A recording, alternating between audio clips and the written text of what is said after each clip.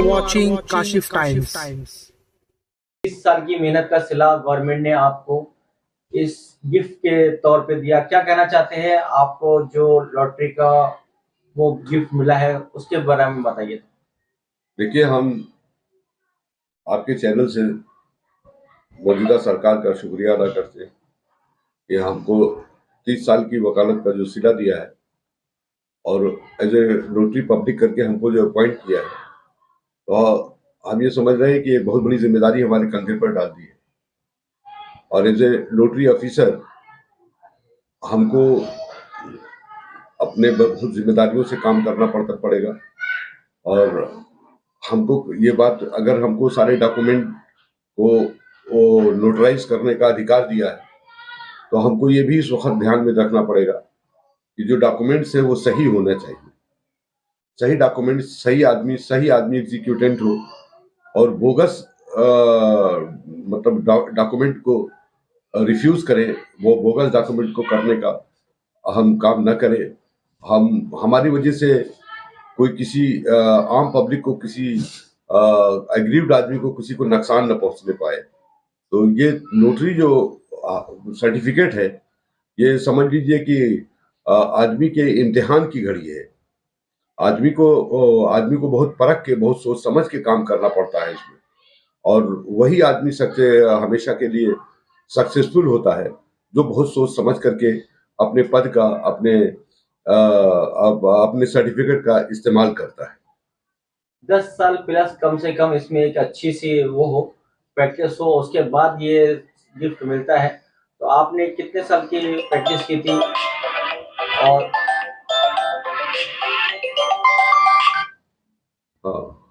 उसके बाद ये गिफ्ट मिला? और फिर एक कलेक्टर का सर्टिफिकेट भी होता है और एकदम करेक्ट होना चाहिए, उसके लिए थोड़ा हमारे दर्शकों को बताइए। तो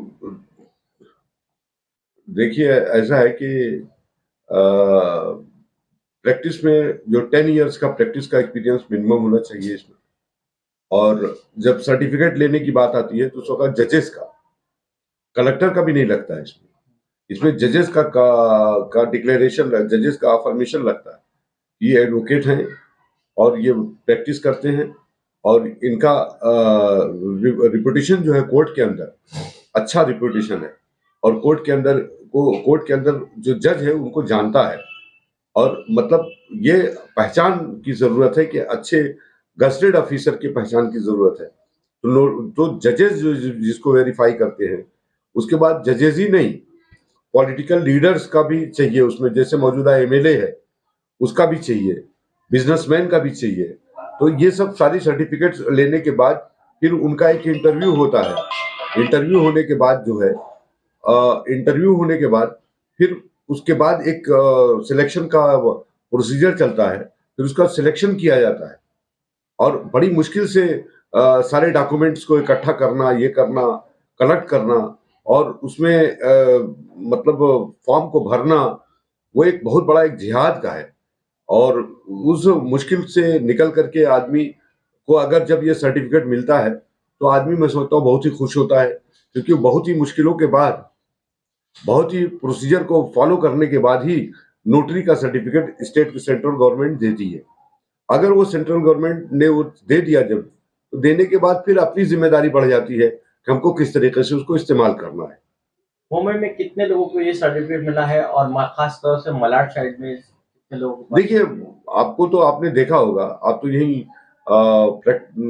रनिंग मतलब चैनल है, या लोकल चैनल है कि जगह जगह लोग नोटरी बने हुए हैं।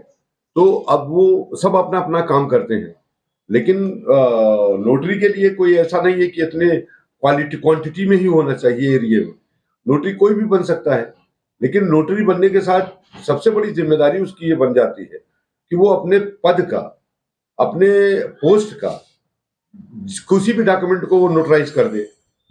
किसी का हक किसी को पास चला जाए तो बाद में उसकी जिम्मेदारी बनती है ना, कि बोगस डॉक्यूमेंट अगर आपने नोटराइज कर दिया है और बोगस डॉक्यूमेंट आपने कर दिया है तो एक आदमी तो उससे हक से महरूम हो गया है ना। तो बगैर जांच पड़ताल के, बगैर सोचे समझे किसी भी डॉक्यूमेंट को आप नोटराइज मत करिए। मेरी तमाम नोटरी से अपील है कि अगर वो नोटरीज इस बात को ध्यान में रखते हुए कि बिफोर मी रहे न रहे, पार्टी रहे मार देते हैं जो, ये इस बात का ध्यान में रखें कि वो अटेस्टेड मार दें, ये ना करें, तो वो अपनी जिम्मेदारियों का ध्यान में रखें और उनकी गलती की वजह से कहीं किसी का हकदार का हक ना महरूम हो जाए हक से अपने। तो मेरी नोटरीज एडवोकेट से, जो खासतौर से सारे एडवोकेट से अपील है कि उस तरीके की वकालत ना करें कि किसी के हक को किसी की तरह वो उसके हक से महरूम हो जाए। 30 साल प्लस आपने वकालत को दिए हैं और लोगों की हमेशा भलाई करी है और हमेशा लोगों के काम आए। जहाँ तक कि अगर किसी के पास फीस देने को भी पैसा नहीं हुआ है तो आपने कभी उससे वो नहीं किया और खास अपनी जेब तक से दे दिया। इस तरीके की बातें भी मार्केट में है कि आप बहुत दयालु किस्म के वकील रहे। तो अभी इससे लोगों को क्या फायदा हो सकता है उन आपका जो हमेशा दयालु। देखिए एक बात, मैं आपके इंटरव्यू पे, ये मेरा पर्सनल है और मुझे मीडिया पर नहीं लेना चाहिए, लेकिन मैं लोगों को नसीहत देने के लिए इस बात को मैं आपके चैनल से वाज़ेह करना चाहता हूं कि मेरे पास एक मैटर था क्राइम का, उसका आदमी जो है चोरी के केस में बंद हो गया। उधर पुलिस ऑफिसर का हमारे ऊपर दबाव था कि हमको मतलब कुछ उसका कंसिडरेशन चाहिए। अब वो हमने उसका जामीन करा दिया, सब कुछ करा दिया। अब कंसिडरेशन के लिए उसके पास पैसा नहीं था। ओके, अब वो बोली कि मेरे पास मुश्किल से 4,000 रुपए है। हमने कहा नहीं, 10,000 रुपया चाहिए। थोड़ी देर के बाद वो आई और हमने उसके कान का बाली देखा। कान में पहले आई थी तो बाली थी, और जब दूसरी आई 10,000 रुपया लेके आई, कान की बाली नहीं थी। तुरंत हमने उससे कहा कि तुम्हारी बाली किधर गई? तो उसने कहा कि ये बाली मैंने गिरवी रख करके 10,000 रुपए का मुहैया करके आई हूँ।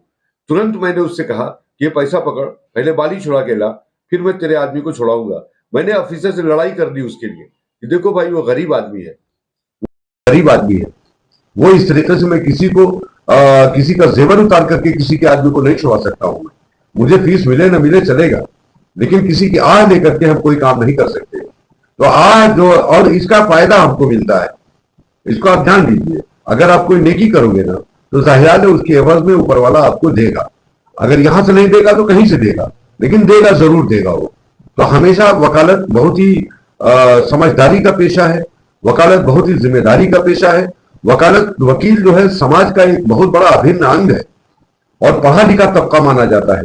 और वकील अगर सुधर जाएगा, वकील अगर इस तरीके की बातें करता रहेगा, तो आम आदमी पे जरूर इसका असर पड़ता है। शारिक सर, आपसे भी एक सवाल है। जिस तरीके से आपके फादर ने हमेशा लोगों की भलाई करी है, 30 साल तक लोगों के अच्छा करते हैं और आगे भी कर रहे हैं, तो आपने अपने फादर से क्या सीखा है उसके बारे में बताइए। देखिए, मैंने तो अपने फादर के साथ आज करीबन मैं 8-10 साल से हूँ।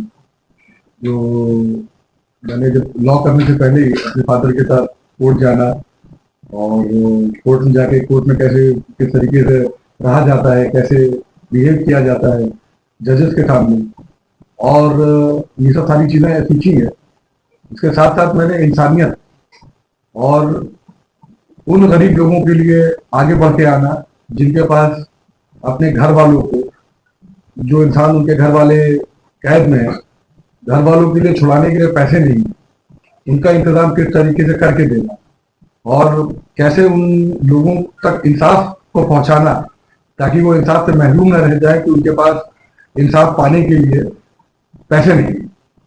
इसके बारे में मैंने अपने फादर से बहुत कुछ सीखा है। साथ ही साथ मैंने कानूनी दावपेच, इल्म, लोगों से किस तरीके से मिलना और उनकी बातें सुनना, क्योंकि वो जो हमारे पास आते हैं वो इतने तकलीफ में रहते हैं, वो इतनी दिक्कत में रहते हैं, चाहे वो लोगों के सताए हुए हों, चाहे वो गवर्नमेंट ऑफिशियल्स जो लोग हैं उनके सताए हुए हैं। तो जो आते हैं हमारे पास, वो बहुत ही परेशानी में आते हैं, बहुत दिक्कत में आते हैं, और आने के बाद अगर हम उनकी परेशानियों को हल करें और उनकी परेशानियों को कम कर सकें, इसके बारे में हमारे फादर ने हमको बहुत अच्छे से तरबियत दी है और सिखाया है।